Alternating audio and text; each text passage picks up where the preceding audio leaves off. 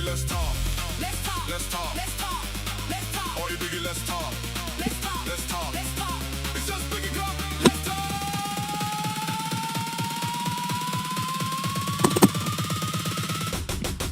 Biggie, Biggie, let's talk.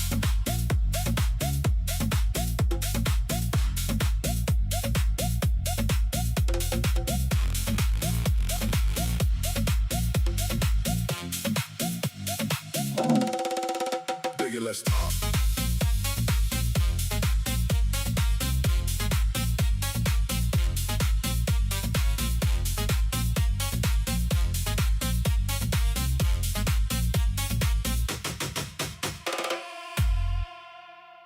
Biggie, Biggie, Biggie, Biggie, Biggie, let's talk. Let's talk.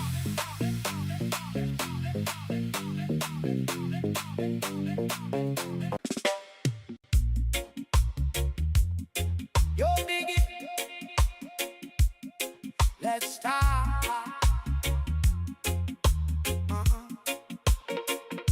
Yo, Biggie, what's the gossip? Interviewing the best, finding out the tips and tricks. Yo, Biggie, let's talk.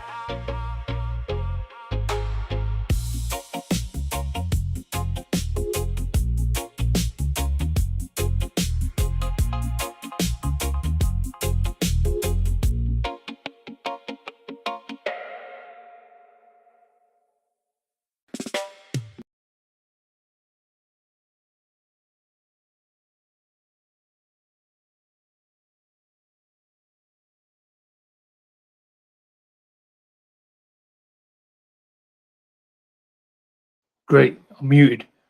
School bearer. Good evening, good evening, good evening, and good morning to everybody that's joining us from Australia. Huge hello and thank you to everyone. Today is a special one, raising awareness on mental health. I love doing these ones. So I'm joined by a special guest by the name of Deneen. So welcome back to Beginners Talk. Today's episode is dedicated to raising awareness for borderline personality disorder, a condition that is often misunderstood, heavily stigmatized, and really talked about. So I'm with an expert today. So I'm joined by Deneen, founder of BDP RAW, author and mental health advocate through BDP RAW. Deneen shares honest, unfiltered experiences of living with BDP, while others feel seen and unheard and understood. In this conversation, I'll explore what BDP is, the realities of living with it, the challenges that people face, and how their friends and family can actually help them. So sit back, relax, grab your cup of tea. I haven't got mine. I just had to turn around and look. But I'm going to bring on Deneen now. So like, share, and subscribe. Share with anybody that you know that has BDP, borderline personality disorder, or somebody that could be helped with this. So guys, let me bring on the pro now. You've heard enough of me. Deneen, thank you very much, sir, for joining me. Thank you for having me. You're most welcome. How are you? Okay? Oh, a little bit tired, but I'll get there. What's the time? Is it 5 a.m. there? I got my cup of tea as well. Good man. And is it 5 a.m. there? Pardon? Yeah, 5 a.m. Wow. So an extra huge thank you from the bottom of my heart for joining me. No problem, mate. Okay, so let's get started. So before we start, do you actually have borderline personality disorder yourself? Yes. You're diagnosed with it, and how long have you had it? Thinking back, I've had it my whole life, but I was only diagnosed about 8 years ago. Is that the norm, to be diagnosed but then have it all your life? That's a good question. I actually haven't spoken to people about that, really. It's my experience on it. Okay. Yeah. Give me 1 second. I've lost my questions. No problem. Got Don't them. worry, I've lost my answers. Okay, so for those that don't understand it, what is BDP? What is it? Okay, so it's based, you have high emotions for everything. There's lots of trust issues. So you need constant. the reason that I said firstly that I realised I've had it all my life is if we think about the community today, people don't communicate. There is no community anymore. So in my younger years, I think I dealt with it better because people were able to communicate. People weren't texting on their phone all the time. People were actually speaking, and people weren't as busy. People are busy and more interested in what they're doing than what other people are doing. So Can it's you like, come this towards your mic a little bit? beg your pardon? That's it. That's better. You sounded There like you you were miles away, even though you are. But go. okay, when did you realize something wasn't quite right first, or your family didn't realize? With you, I'm going back to your experience. When I didn't feel anything was okay. So basically, in my childhood, I had a bipolar mother, alcoholic, compulsive gambler father, and I'm not sure whether BPD played a part in that at that time. This is basically what's led me to what I do today, being the caring side, because basically I wasn't nurtured as a child. I basically had to grow up really, really fast. Yeah. So I ended up also coming out as gay, and because I was basically angry at my parents because I didn't get my childhood, me coming out was totally different. I basically done it in anger. So I ended up on drugs. I actually ended up in jail short period of time through stealing. I actually became a compulsive gambler. And yeah, so I ended up all through that, I ended up moving over, like running overseas, ended up getting married. I was just actually on a holiday and met someone and they said, oh, let's get married and stay. So I ended up in Canada and I was traveling through Canada. The marriage didn't last. I ended up back in Australia eventually, but that's what led me to writing my memoirs. I've got some memoirs I've written about traveling, and I thought I was running away. So my first book written was, sorry, my mind is not with it. Yeah. Yeah, it's where the places I didn't belong. And now today, I've just recently done another one, maybe I did belong. So I worked out throughout my journey, I actually needed to be there. So my BPD didn't really hit until I came back to Australia when I was 50. So I went through all these different things, drug usage, everything. And yeah, everything hit when I came back home. I never wanted to come back to Australia. Because I've done a bit of research. A lot of it does depend on the child's background, don't it? Most of it comes from childhood trauma, but you also hear of people that said that they've had a great childhood. So yeah, when it comes, I haven't spoken to many people like that. So I don't, that part confuse. There's a lot of parts of BPD that confuse me personally because I don't relate to them. Like there's a lot of people who have BPD that have suicidal tendencies. I don't. Okay, talking about suicide, I spoke to somebody the other day because they said to me, oh, you're doing a live on borderline personality. He goes, I know somebody that committed suicide from it. I'm going back about 4 months ago. And I was like, Yeah. really? Is it that bad? And he goes, yeah. And I didn't even know. It's only when I started to look into it and I thought, you know what? It's actually quite serious. Oh, yes. For some people, it really is. Look, to be honest, I have borderline, but I've come to the conclusion I don't want to be fixed. Yeah, I don't want to be fixed because we have some fantastic qualities. definitely. Yeah. It's like when you talk to a kid with autism or you talk to their parents. Yeah. They've got better qualities than others, haven't they? Yes. So what's the Because main difference between like ADHD and borderline personality disorder? well, not having ADHD myself, that's a good question because I don't know.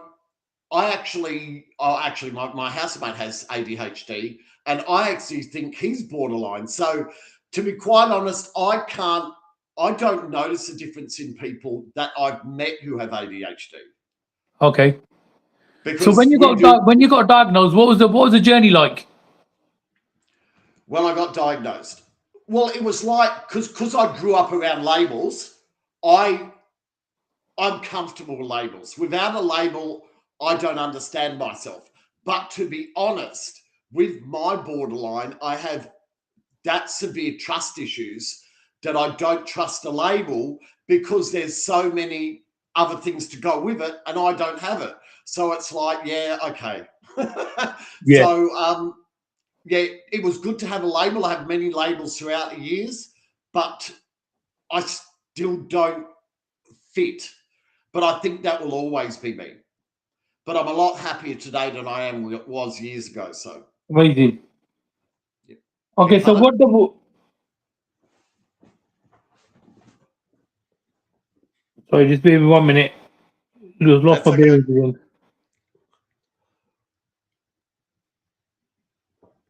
So what does an emotional high feel like, and what does an emotional low feel like for yourself, or somebody with a severe case of borderline personality disorder? Well, because I don't really suffer the lows, people that suffer that can go into paranoia, hearing voices, seeing things. It can. This is why I think some people can relate it to bipolar. There are a lot of people out Yeah. there who have both. But yeah, I don't really suffer the lows. And I think personally with me, I think it's actually an inbuilt something, like because my mother had borderline and I never wanted to end up like that. So I think I have something stopping my brain that stops me going past that. So I can bounce back fairly quickly. But a high, it's like it could be like euphoria, like a mania. So that's why people can relate it to bipolar. So I do have the highs, but not really high, So if that like makes sense. like you said, you're not really high. Is there different stages? So you could be at the first stage, which is kind of like, yeah, you got borderline personality disorder, and then at a higher stage. Well, it can flip. It could be like a coin. You can be right 1 minute and high or low the next. So Wow. basically, if like let's say you're talking to someone, they can say a word or show you something that triggers from your childhood emotions, from your childhood trauma, and it's like if you get your knee hit with a hammer, like doing the reflex test. That's how instant it is. So at the time, people can know that it's happening, but you can't control it. And how does BDP affect your relationship with your family, your friends, your partner, etc.? Very much so. I actually have had partners all my life, but they've all been very toxic. So I've actually haven't had a partner for about 8 years because I wanted to. Well, actually, shorter than that, probably about 5 years because I wanted to deal with myself. Um, the problem when you have borderline is you need constant. Attention. So it's yeah, you well not no constant in everything. So if something changes, we panic. Yeah. Yeah. So if you so it's just like receiving another example. If you're receiving a text message on the phone and someone's in the middle of text messaging you and they suddenly stop, we can go into immediate panic thinking those people are going to leave us.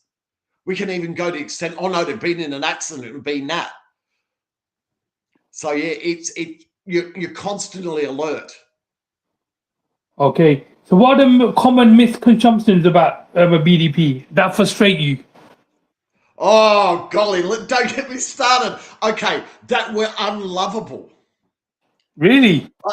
Yes, we're unlovable. The thing is, we are probably the most lovable people out there. I believe it's a superpower. As long as you have someone that is understanding and constant in what they do in their life and with you, it could be a perfect relationship. Also, that we have multiple personalities. I sort of make jokes about that when people say, I say, okay, and then I go in a different voice, okay, but no, we don't have, and yeah, that were narcissistic.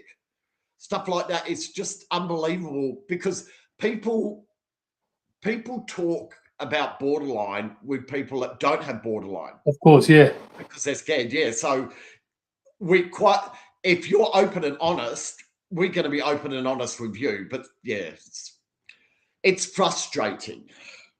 What about schizophrenia? Do you get told that you're schizophrenic a lot? No. Probably because I don't have the lows and I don't have the paranoia. No, I've never had that. But I did have an auntie who was schizophrenic, so I know what that's like. What are the hardest moments you faced living with borderline? Say that again. What are the hardest moments you faced? The The most hardest difficult moment moment. is when I got discriminated at work and ended up in the courtroom. Wow. Yes. How long did that go on for? That actually went on for 3 years.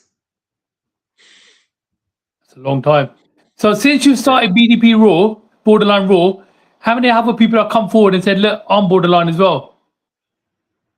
Well, I've been going, the group on Facebook the page on Facebook has been going about 7-8 weeks. I now have over 700 followers. In 2 months? Yes. Wow. Yes. And how do you cope with intense episodes? How do I cope? Yeah, or how can somebody cope? Well, how I cope is I just ride the wave. It's in lots of ways I'm lucky that I can do it. I just have to keep on telling myself it won't last. Some waves can last 2 minutes. It just depends on what's what's happened in that time period. But yeah, it's just about, because basically we have different parts in our brain, like everyone does, and there's negative and positive, but we've got to realize that they're all working for the greater good. You need to have that negative part in your brain in the positive. 100%. Yeah.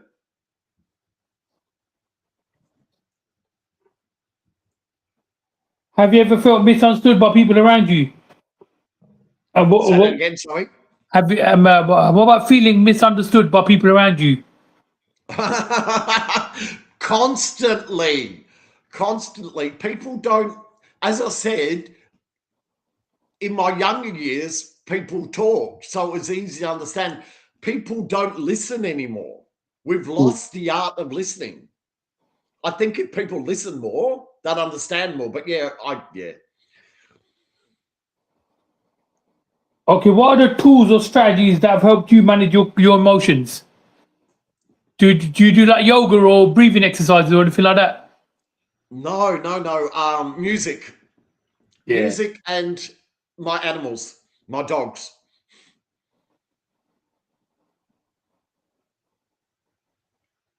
Have therapies like DBT helped?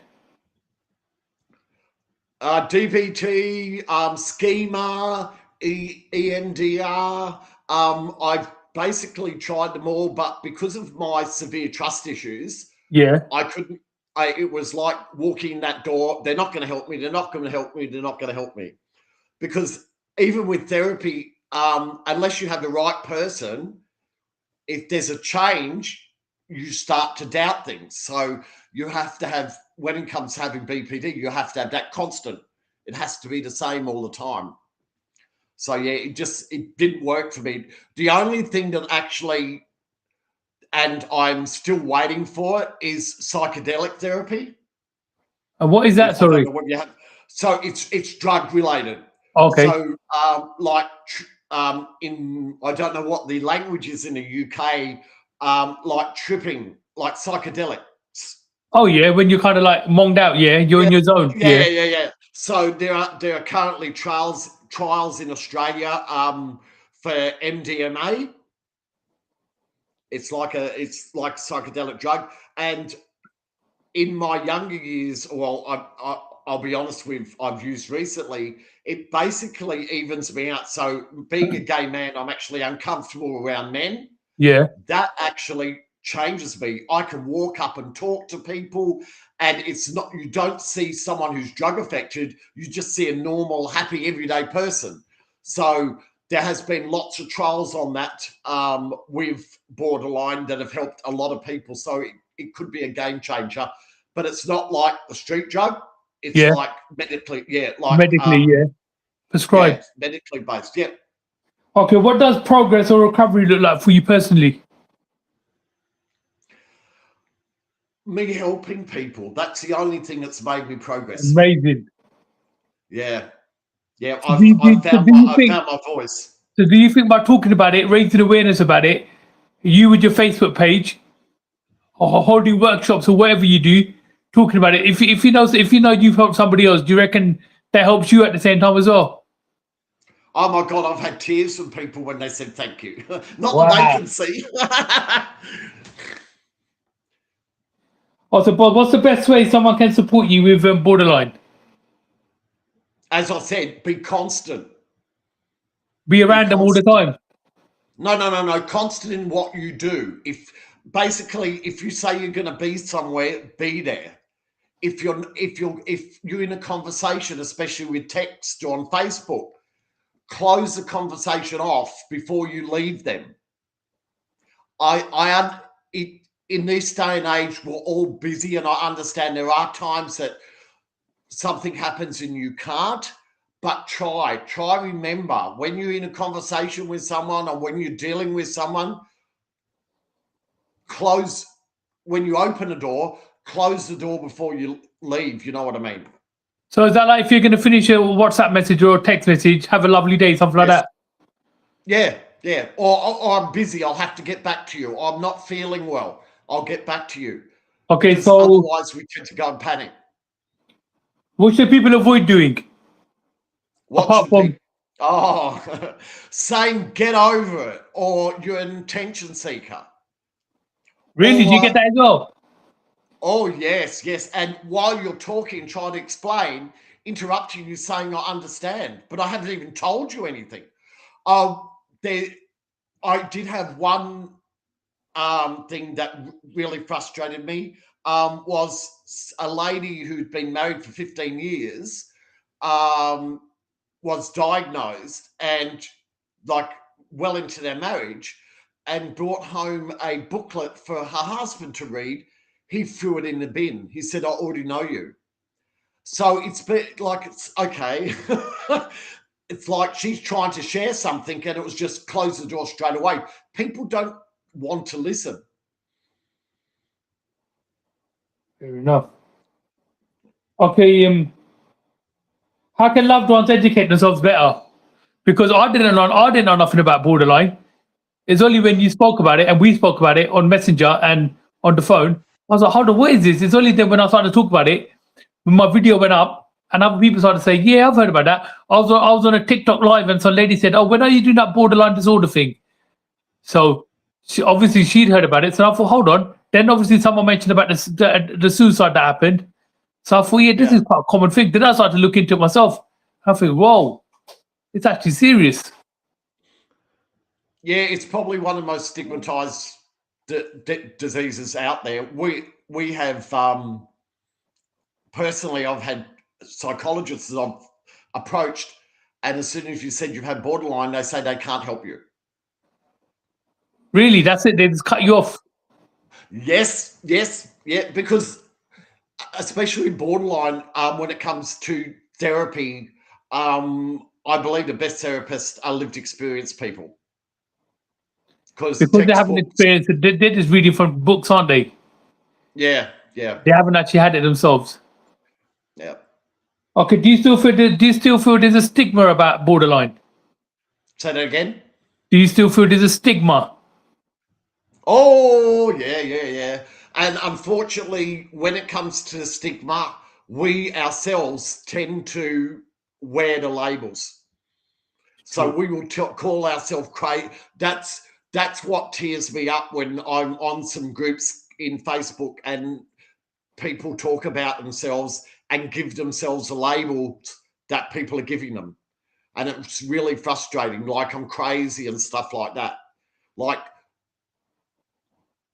you're diagnosing yourself crazy. You're only calling yourself crazy because other people are calling yourself crazy because you're out of, which I hate the word normal. What's normal in this world? Yeah.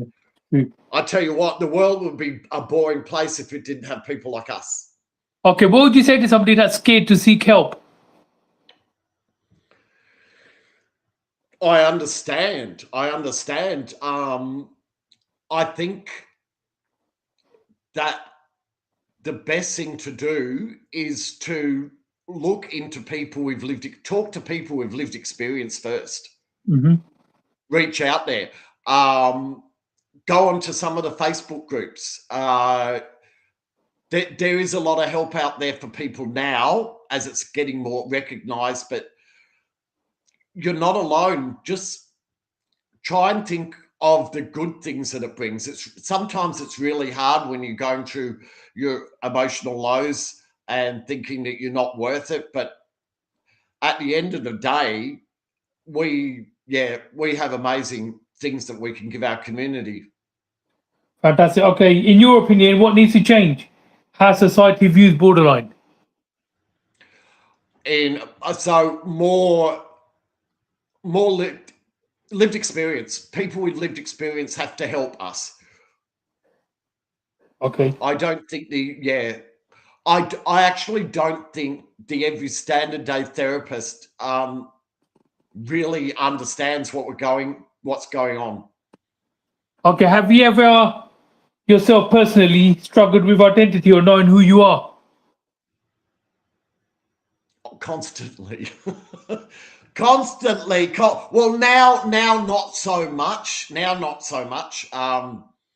But yeah, constantly. Okay. What does self-worth mean to you compared to before?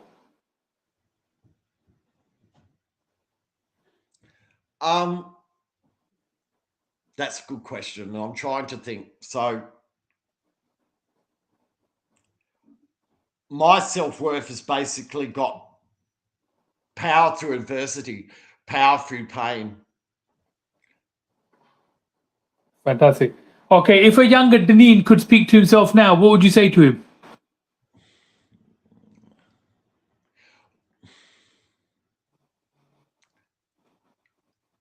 I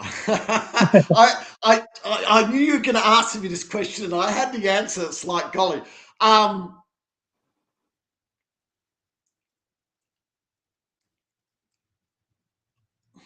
Could you just repeat the question again? Thank So you. if a younger Deneen could speak to himself now, what advice would you give him? To yourself? Yes.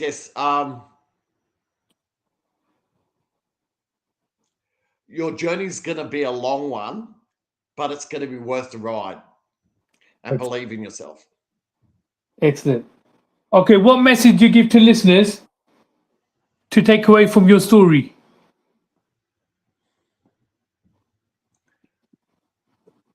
That mental health can be a superpower. I love that. You know that. Okay, today, what gives you hope, Deneen?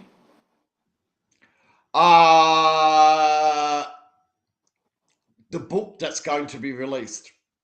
Let's talk about that. What's it called? Okay, so it's probably just going to be called BPD RAW. So basically all it is, I hate using the word all it is because it's going to be fantastic. So this is going to be a book of letters, raw, unfiltered letters from BPD sufferers to help stop the stigma. So we have letters of suicide, everything. Wow. So I think this will be a great book for the therapist, everybody to learn more about BPD. And when's it coming out, or is it already out? It's not out yet. We've had a few technical issues. I'm hoping it was going to be out by August, but it will be out by the end of the year. Okay, before we go, where can people follow you? Okay, so you can follow me on Facebook or BPD RAW. You can also follow my website, bpdraw.com. You can also follow me on Instagram at DENEDUB. And yeah. Okay, and before we wrap things up, did you manage to nominate anybody for me? Yes. Kelsey Dunbar at Stronger to Tougher.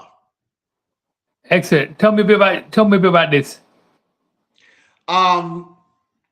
He's just someone, probably he does podcasts himself, and he's like I gotta be honest, he's like my straight man crush. He's just really I just really resonated with him, and he's a great talker. Okay, fantastic. If you send me his details, I'll reach out. That's fantastic. But Deneen, No problem. thank you very much. It's been an absolute honor. And I want to wish you all the best. I want to thank you again for waking up at stupid o'clock to come and join me from Australia. That's okay, no problem, mate. Okay, all the best, Deneen. Thank you very much. Have a good one. Bye-bye. Take care. Guys, don't forget to like, share, subscribe. Follow Deneen on his Facebook page and all the rest of his pages. BPD RAW. You don't want to miss that. Look out for the book as well coming out soon. Deneen, thank you very much, sir. All the best.